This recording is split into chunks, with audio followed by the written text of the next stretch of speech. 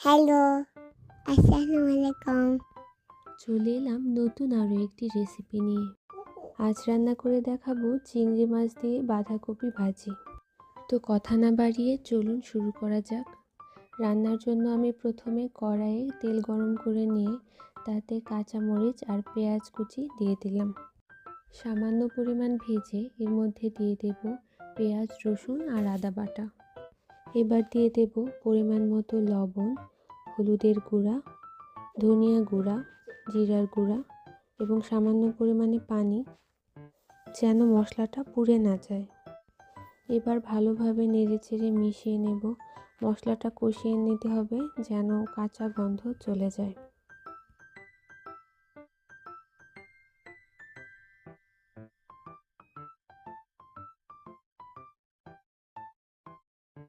মশলা কষানো হয়ে গেলে এ পর্যায়ে দিয়ে দেব আগে থেকে বেছে পরিষ্কার করে ধুয়ে রাখা চিংড়ি মাছ।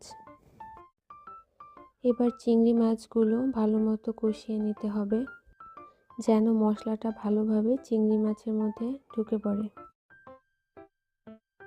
চিংড়ি মাছটাও যখন ভালোভাবে কষানো হয়ে যাবে সে পর্যায়ে দিয়ে দেব আগে থেকে কুচি করে ধুয়ে রাখা বাঁধাকপি।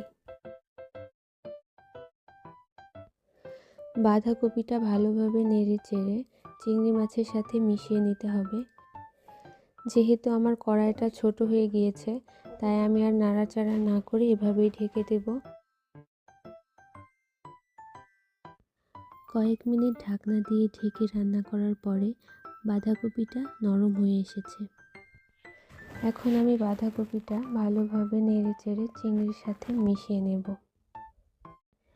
এখন যেহেতু শীতকাল আর শীতকালের বাঁধাকপি নরম হয় তাই আর ঢেকে দিয়ে রান্না করার প্রয়োজন নেই।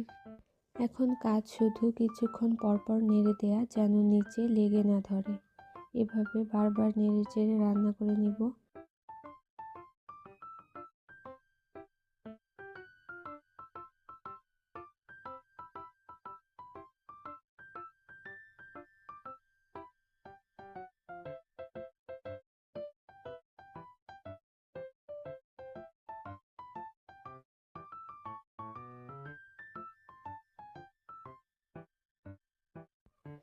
এই তো আমার রান্না প্রায় শেষ। যতটা সম্ভব পানি শুকিয়ে রান্না করে নিতে হবে। তৈরি হয়ে গেল চিংড়ি মাছ দিয়ে বাঁধাকপি ভাজি। শীতকালে গরম ভাতের সাথে এরকম একটা ভাজি হলে আর কিছুর প্রয়োজন নেই। আশা করি আপনাদের ভালো লাগবে, বাসায় ট্রাই করতে পারেন। আজ এই পর্যন্ত।